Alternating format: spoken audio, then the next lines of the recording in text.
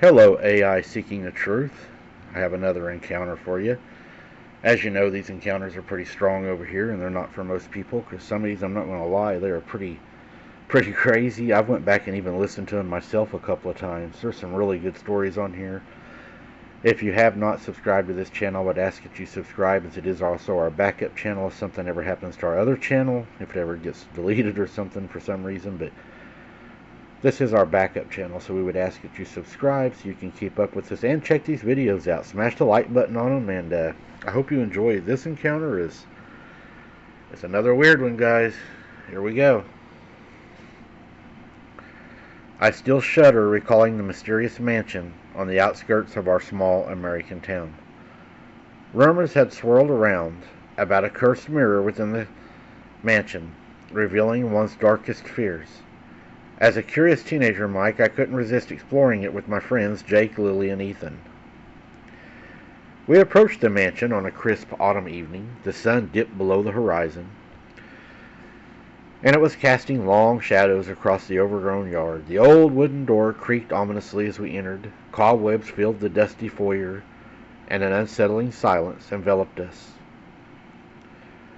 You could definitely tell that a witch or someone had lived here, as there was writings on the walls that we could not make out symbols and five-pointed stars. It was everywhere. "Are you sure we should be doing this?" Jake asked me nervously, and I glanced at him and I told him, yes, I'm excited to do this, and we have to do this.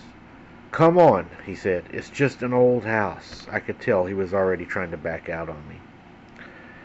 So I told him, I said, "We've ventured this far, let's venture on."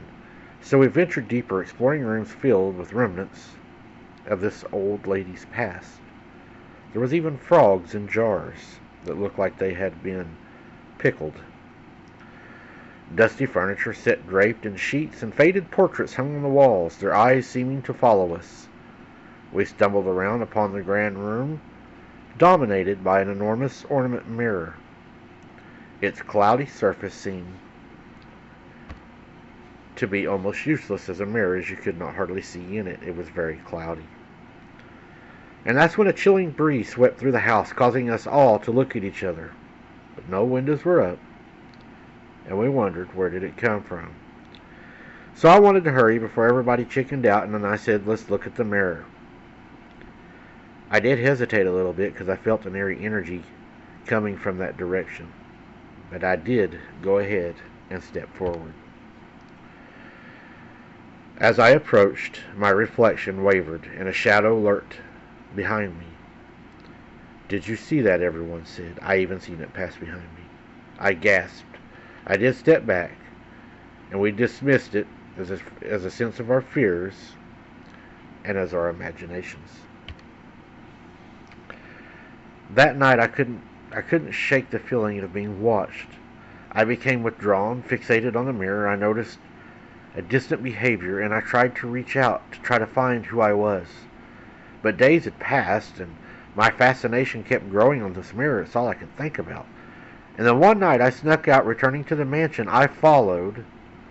I was concerned. It was a moonlit night, and the moon was casting an eerie glow, but I felt that I had to get to the mirror. Inside was a heavy, heavy air with anticipation. I stood before the mirror again. I took a deep breath. I reached out to the shadow that was standing in the mirror, and that's when the shadow materialized.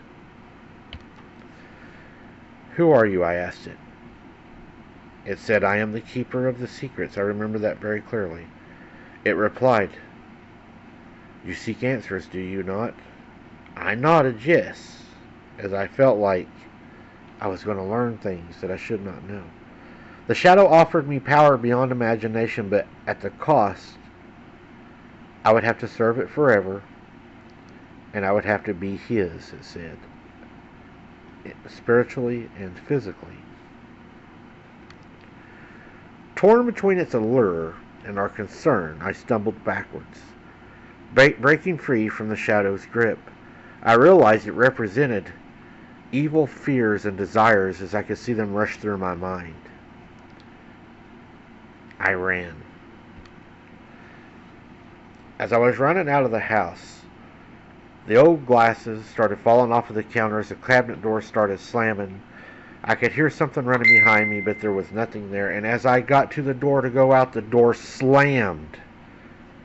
And as I went to pull it open, it would come open about 6 inches and slam back as if something was standing there pushing it shut every time. Finally, I was able to escape that old house, and I ran all the way home. Later that summer, the city demolished that house. It was finally tore down, and I was so proud. What I encountered in that home, I have no idea. But I do know now that I do have a fear of mirrors, and I hardly ever use them, and I don't have any in my home. You know, I've wondered about mirrors. I've heard a lot about mirrors, guys. I haven't studied a whole lot. So if y'all know a lot about mirrors, let me know. Should you have mirrors in your house, or should you have, should not have them? Is there something to them, guys? Let me know what you think. Thank you for listening, guys, and there'll be a lot more of these on the way. Trust me, I've got some weird ones lined up. Thanks for listening.